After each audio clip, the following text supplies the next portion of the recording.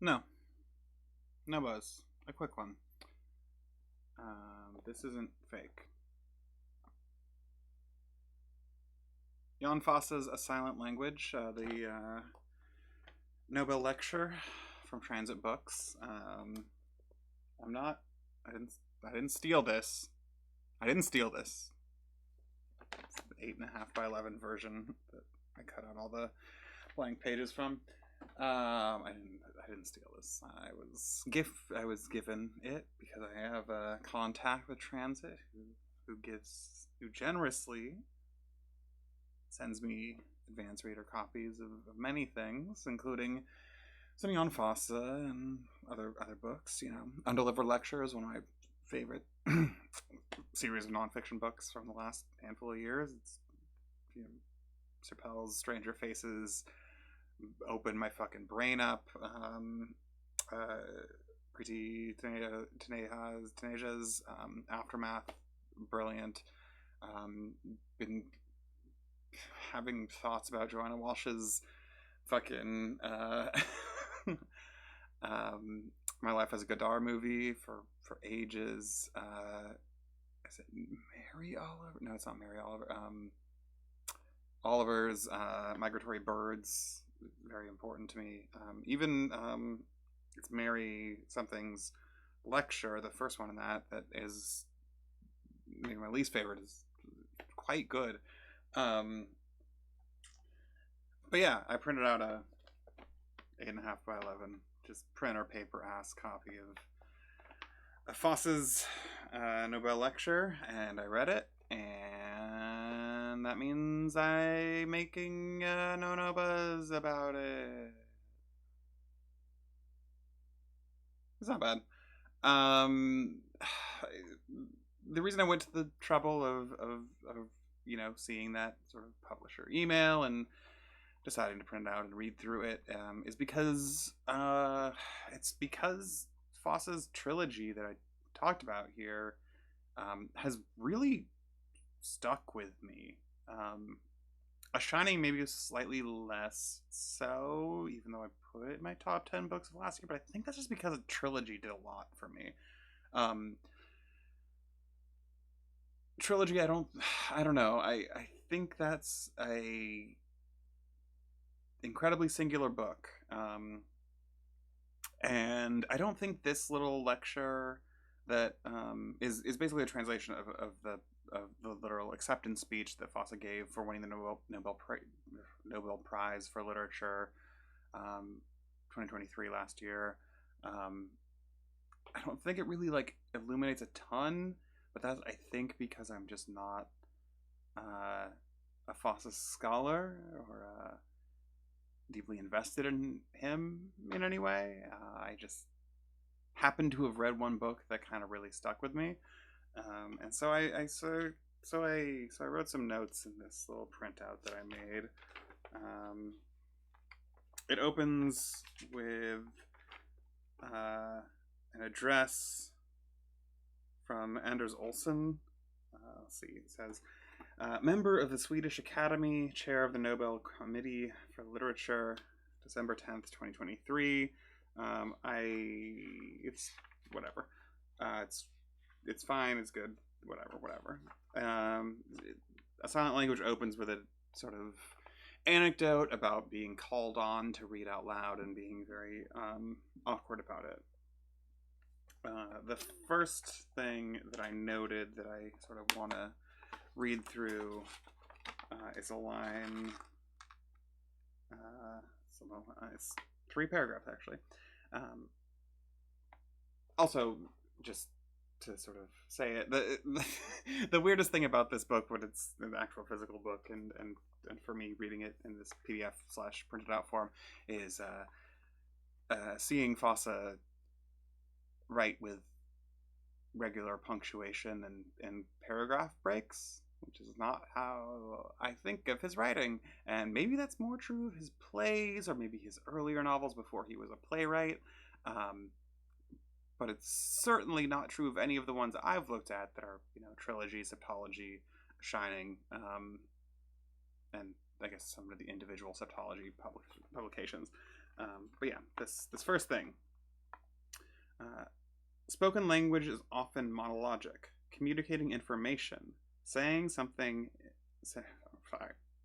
Take it from the top. Spoken language is often monologic, communicating information, saying that something is a certain way, or else it is a rhetorical act of expressing belief or trying to persuade the listener. Literary language is never like that. It has no message, it conveys nothing.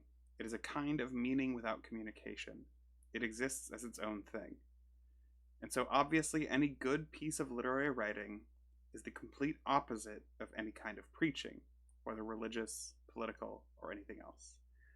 There's a whole lot happening there, which I appreciate.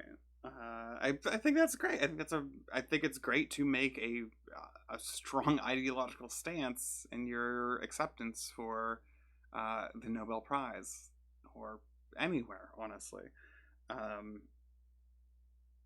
I don't necessarily agree with it. I referenced in an earlier video that I would be talking about Bakhtin.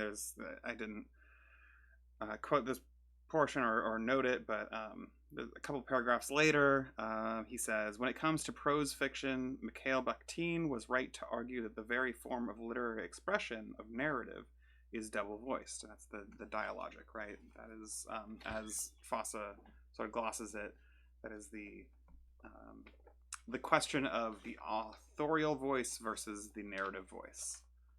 And that's interesting. I'm gonna skip that one. I don't know that I need to get into any of these things specifically because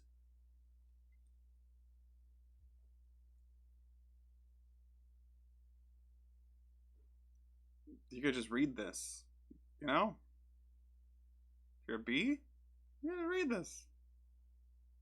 Just find it. Very important to note. I don't say that I didn't steal this because I wouldn't. I mean, I wouldn't steal this specifically. No qualms with stealing books. You're gonna read. Much better, though, to do it in a way that doesn't empower tech billionaires. Don't fucking pay money for a shitty version of a book. Don't fucking pay for like a print-on-demand rip-off of somebody's novel. Yeah, go for it. Just fucking go for it, you know? And know the way to do that. Know the right way to do that. But I'm not going to detail right now. Because, come on. We're all bees here. The thing I'm going to talk about most right now. Do I keep that for last? I keep that for last. I'll come back to this quotation of Derrida that I wanted to sort of elaborate on a little bit, or at least give context to. But before I do that, as I mentioned, when Fosse is talking about his plays, he says he could use silent speech, and etc., etc. This word pause is without a doubt the most important word in my plays, and the one I use the most often. Long pause, short pause, or just pause, which I think is great, because this is getting into his use of language as, or speech and writing as saying the unsayable, which is a sort of a big portion of this.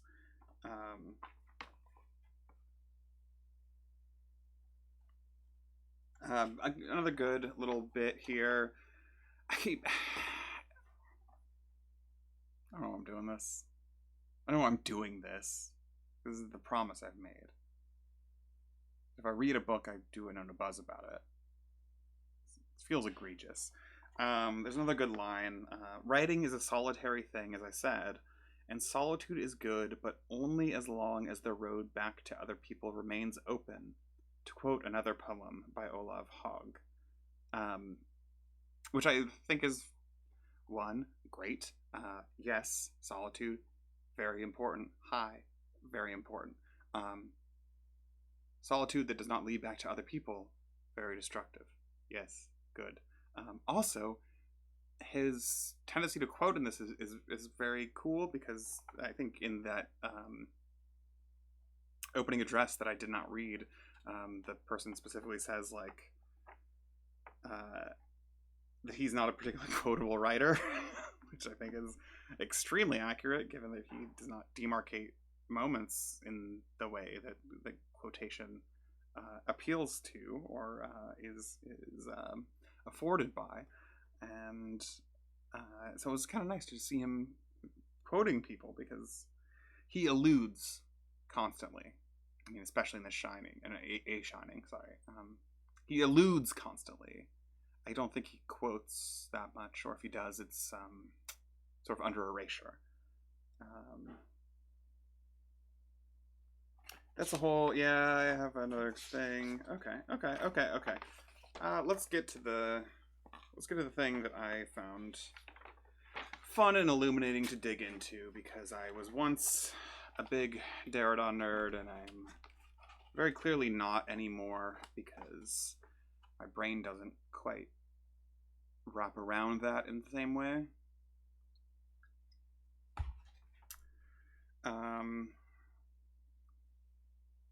The quote from, this not the book, but the book. What's most important in life cannot be said, only written, to give a slight twist to the well-known remark by Jacques Derrida. I tracked this down. It's, as far as I could tell, a paraphrase of a quote in Points, interviews, 1974 to 94. I did not write down the editor's name. It's Elizabeth something. I also, in that citation at least, it is cited as from, quote, a card dated May 1979. And then I wrote down what the rest of that paragraph says. Again, so the quote, the paraphrase quote is, what's most important in life cannot be said, only written. That's not the exact quote. That's, again, paraphrase, as Fosse says. The rest of that paragraph reads, myself, I am a man of speech. I've never had anything to write. When I have something to say, I say it, or say it to myself, basta. You are the only one to understand. Sorry, me writing in the margins here. This is pretty legible. When I have something to say, I say it, or say it to myself, basta. You are the only one to understand why it really was necessary that I write exactly the opposite, as concerns axiomatics of what I desire, what I know my desire to be, in other words, you. Living speech, presence itself, proximity, proper, the guard, etc. I have necessarily written upside down in order to surrender to necessity. What's most important in life cannot be said, only written, is an interesting quotation. Thanks for not watching.